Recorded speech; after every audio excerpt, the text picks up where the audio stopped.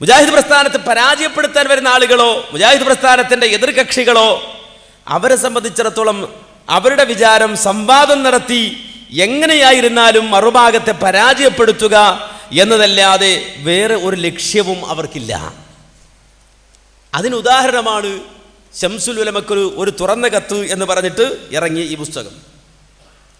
ഈ പുസ്തകത്തിൽ ഒരു സംഭവം വിവരിക്കുന്നുണ്ട്, ഈ പുസ്തകത്തിൽ ഒരു സംഭവം വിശദീകരിക്കുന്നുണ്ട്.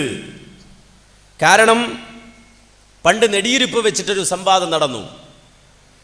അത് മുജാഹിദുകളും സമസ്തക്കാരും തമ്മിലല്ല, നേരെ മറിച്ച് സമസ്തക്കാരും തമ്മിൽ 1950കളിൽ മുജാഹിദ് പ്രസ്ഥാനത്തിനെതിരെ വാദപ്രതിവാദത്തിന് കൊണ്ടുവന്ന പതി അബ്ദുൽ ഖാദർ മുസ്ലിയാർ കുറച്ചു കാലം കഴിഞ്ഞപ്പോൾ അയാൾ പറഞ്ഞു, അല്ലാ എന്ന് പറയാൻ പറ്റൂല, അല്ല എന്ന് പറയണം.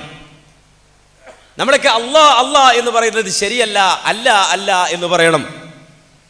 അങ്ങനെ ജലാലത്തിൻ്റെ ഇസ്മിനെ തഫ്ഖീമാക്കണോ തർക്കീക്കാക്കണോ എന്ന് തർക്കായി. അങ്ങനെ 1950കളിൽ നെടിയിരുപ്പിനെടുത്ത ചിറയിൽ വെച്ച് പതി അബ്ദുൽ ഖാദർ മുസ്ലിയാരും EK അബൂബക്കർ മുസ്ലിയാരും തമ്മിൽ ജലാലത്തിൻ്റെ ഇസ്മിനെ സംബന്ധിച്ചൊരു സംവാദം നടന്നു. അല്ലാ എന്ന് പറയണോ അല്ല എന്ന് പറയണോ? ആ സംവാദത്തെ സംബന്ധിച്ച് പുസ്തകത്തിൽ വിശദീകരിച്ചത്, സംവാദത്തിലെത്തിയ താങ്കളോട് സ്ഥലത്തെ നല്ലൊരു പണ്ഡിതനും മുദരിസുമായിരുന്ന നെയ്യൻ മുഹമ്മദ് മുസ്ലിയാർ ഏതൊക്കെ ലക്ഷ്യങ്ങളാണ് നിങ്ങൾ പതിയുടെ മുമ്പിൽ അവതരിപ്പിക്കുക എന്ന് ചോദിച്ചപ്പോൾ താങ്കൾ പറഞ്ഞ മറുപടി കേട്ട് സ്വാത്വികനായ പണ്ഡിതൻ തന്നെ ഞെട്ടിത്തെറിച്ചിട്ടുണ്ട്.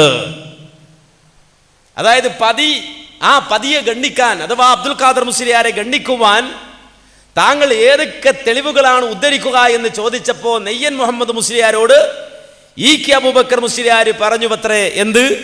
പതി അള്ളാഹു ഒരുവനാണെന്ന് സ്ഥാപിച്ചാൽ ഞാൻ രണ്ടുണ്ട് എന്ന് വാദിക്കും എന്നായിരുന്നുവല്ലോ താങ്കൾ പറഞ്ഞ മറുപടി.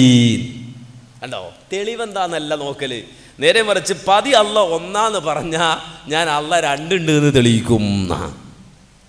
ഇത് കേട്ട് നെയ്യം മുഹമ്മദ് മുസ്ലിയാർ ഉരുകിപ്പോയി.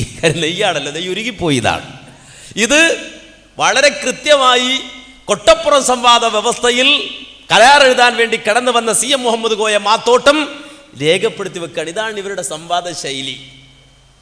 എന്തു പറഞ്ഞാലും അതിനെ ഗണ്ണിക്കുക, അതിന് തെളിവുണ്ടോ, അല്ലെങ്കിൽ അത് എത്രത്തോളം സ്വീകാര്യമാണ്, അത് എത്രത്തോളം നമുക്ക് സ്വീകരിക്കാൻ പറ്റും, മറുപടിയാണോ, തെളിവാണോ, വാദത്തിനൊക്കുമോ, ഇതൊന്നും നമ്മുടെ സമസ്തക്കാരെ സംബന്ധിച്ചിടത്തോളം പ്രശ്നമേ അല്ല. അല്ല ഒന്നാണ് നമ്മൾ പറഞ്ഞാൽ അല്ല രണ്ടുണ്ടെന്ന് അവർ പറയും.